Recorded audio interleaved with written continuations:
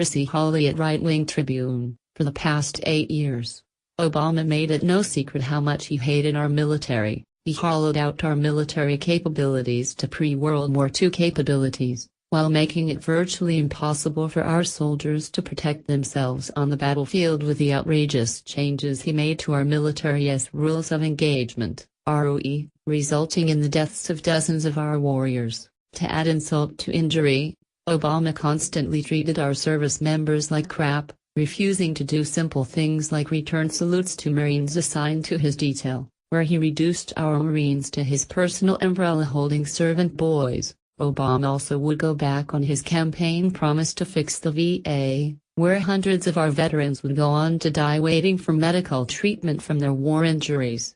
With Trump in office, things have taken a drastic and wonderful turn for the better. President Trump's love and appreciation for our military is constantly on full display with the genuinely nice way he treats any service member he comes into contact with, whether it's chasing down a Marine's hat that's blown off, taking time from his busy schedule to visit our wounded warriors, going to a fallen soldier's funeral, or firing 800 corrupt VA officials who worked during the Obama administration. Trump's sincere care and compassion for Americans truly knows no bounds. So not surprisingly, when President Trump had the opportunity to honor our veterans over Veterans Day, despite his busy 11-day Asia tour, he would drop everything to honor our Vietnam veterans with an incredible ceremony and a heartfelt speech. Trump took the stage to honor all of America's veterans, where he was flanked by 7 elderly Vietnam veterans, but one of the veterans did something completely unexpected after Trump's remarks that will probably have Hussein Obama completely furious. Standing with Vietnam veterans behind him, Trump said, "Our veterans are a national treasure, and I thank them all for their service, sacrifice, and patriotism. To each of you with me today, you are the heroes who fulfill your duty to our nation. And each of you, under the most difficult conditions, did what you had to do, and you did it well." Unlike Obama, who made every event on planet Earth about him, President Trump then turned the microphone over to the 7 Vietnam heroes behind them, giving them the opportunity to say whatever was on their minds.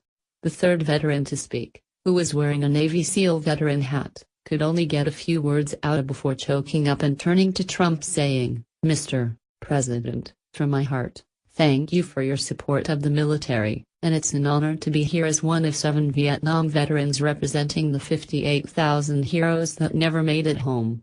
Thank you so much," the veteran said, immediately overcome with his appreciation and emotion for a commander-in-chief who genuinely cares, unlike our previous president. The veteran then hugged Trump and began weeping. The touching moment begins around 3:55. Watch, correct me if I'm wrong, but I've never seen any World War II or Vietnam veteran ever hug Obama for anything he did for them. Obama had no issue stabbing our elderly veterans in the back.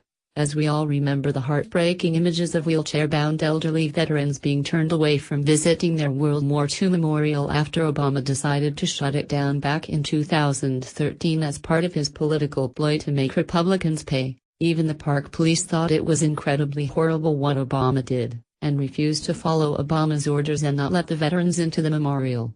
Here's a recap of the disgusting way Obama treated our World War II veterans.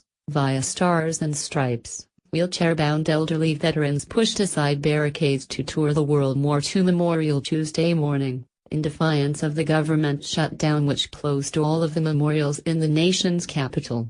The 4 busloads of veterans, visiting from Mississippi as part of a once-in-a-lifetime honor flight tour, ignored National Park Police instructions not to enter the site as lawmakers and tourists cheered them on. "We didn't come this far not to get in," one veteran proclaimed. The scene was both emotional and comical at once. After it was clear they had lost control of the situation, park police officials stood aside, telling press that they had asked for guidance on how to respond to the breach of security. As 80-something veterans slowly walked around the massive war memorial, park police stood quietly to the side, advising other tourists that the site was technically still closed. But they made no moves to stop the wishes of the war heroes. The memorial was closed because of the government shutdown that started 11 hours earlier, after lawmakers failed to pass a temporary budget plan to keep non-essential federal programs operating. Republicans and Democrats have been stalled in budget fight for weeks, mostly over legislative add-ons dealing with the new health care law. It's wonderful to see our veterans finally being treated well by a commander-in-chief who doesn't exist for the sake of furthering the Islamic agenda.